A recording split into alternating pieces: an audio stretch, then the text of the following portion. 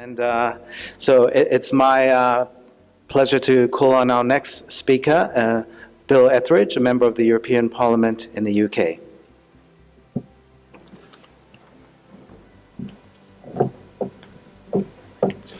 Well, good morning, everyone. And may I say what a pleasure it is to be here in this fantastic country. All of my life, I've always looked at the example of Israel, and it's always been something that I've thought about and cared about. But now, after this visit, Israel's not just in my thoughts, it's in my heart. I think this is a wonderful country, and the things that I've seen already on a short visit have inspired me. So it's such a pleasure to be here. I want to speak about the defence of freedom.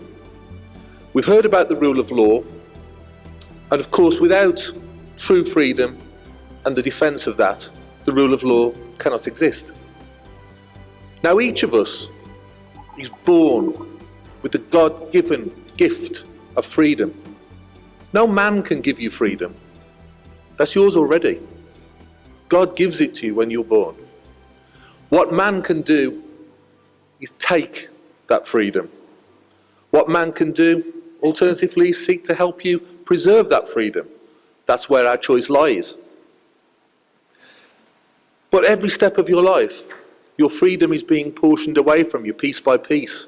Every one of us who looks at a tax bill sees our freedom to spend our own money taken from us piece by piece by the taxman. One of those things that particularly grates on me, having recently seen my tax bill. The state also seeks to limit your freedom. At every time there are well-meaning legislators always working around the clock, it would seem.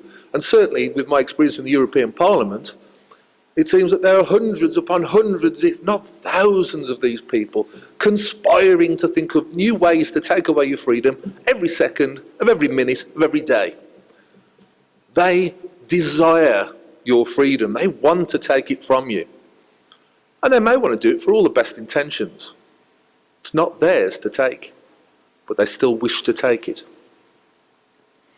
And then we have, much more seriously, foreign competing powers who wish to take your freedom to live within a sovereign, democratic, independent state. Those competing powers have been our enemies throughout history. Many of us will have recollections of things and times through history where aggressive foreign powers have threatened our countries. Standing here in this country above all others, I don't need to tell you or lecture you about people trying to destroy your country and your freedom. But we all see it, and it's happened throughout history. And these hostile powers are proliferating now, more than they have done for many years. We look at the growth in aggression from Russia, Iran, which in this neighbourhood is absolutely forcing the issue all the time being aggressive and hostile. These are prevalent countries, but there are many others. There are the terrorists who these countries like this often seek to foster and support. They wish to take away your freedom to live as you wish, to travel where you want, to have your own life. These people exist to take this freedom from us. And I emphasise, these people, every one of these steps that we've spoken about here, from the overpowerful state, too much taxation, through bureaucracies seeking to regulate freedom out of existence, all the way through to the obvious bogeymen of the world that we live in today, every one of them has no right to take what is our God-given gift. So gatherings like this are a point where we say, stop. We will not tolerate this. We will not accept this degradation and erosion of our freedom. I am very, very proud that I've been taking part in a battle for freedom in the United Kingdom over these past years. It may seem to those on the outside of it that the EU is a benevolent organisation which seeks to bring countries together in a cooperative family of nations. That's what they'll tell you. But the truth is the EU is no more than a superstate. It is everything that we should oppose. It is a conglomeration of all the evils of overpowerful bureaucracy brought into one outrageous organisation. We have to sit through seeing these people try to legislate on matters as important as taxation, all the way through to things that would seem frivolous, like trying to pass motions about what proportion of housework a man should do in his own house. 4 hours of debate was spent on that in one day of the European Parliament. It may seem humorous, but they have desires to intervene and interfere with every part of our lives. And thank God that I've been able to be part of the battle against this with UKIP in the United Kingdom. And we've won a vote. We've won a referendum. Fantastic. And yet, we're still not free. The tentacles of this organisation still wrap around us, and the battle goes on. And this battle will free our country, and it will allow our leaders to then do the first duty of the state. And these duties of the state have been neglected as Western leaders seek to take advantage of a non-existent peace dividend. The first duty of the state is to protect its people. And yet, whilst the world rages in war, while there are terrorists everywhere, while there are evil powers rising all around us seeking to take our freedom, the EU and NATO countries underspend on defence. And they put it into a position where our American friends begin to resent us because they see that we're not paying our way.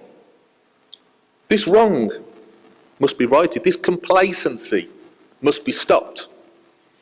Now, it's my honour to have recently been appointed the defence spokesman for UKIP. And one of the things that our party will do, with a third party in the United Kingdom, we're not going to take government tomorrow. But what we have a happy knack of doing is putting forward policies that the other parties still, they're welcome to them.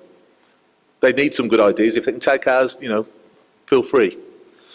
And one of the things we will be demanding is the rebuilding of British defence so that we can play a true part in defending freedom. We want our conventional strength back up to levels where we have an army that we can be proud of. We want to still maintain our nuclear deterrent. We want to have defences against cyber attack, a growing theme in the modern world. And of course, counter-terrorism, an area where I hope to learn much more on this visit, and I've learned a lot already.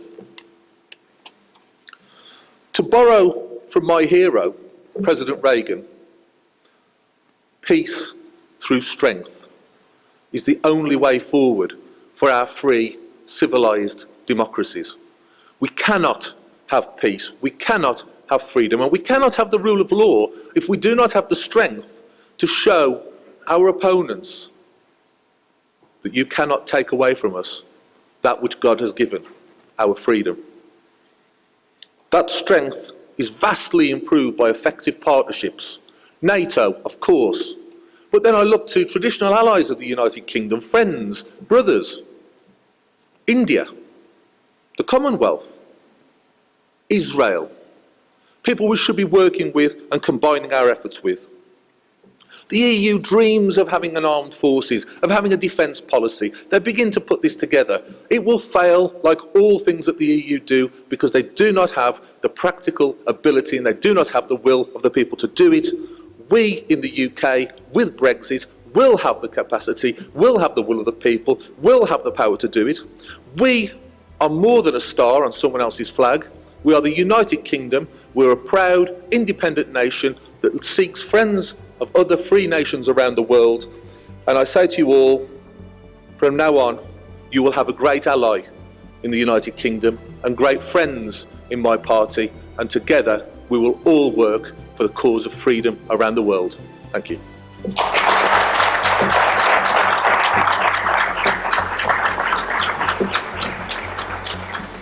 Thank you very much, Bill, for those interesting and supportive words.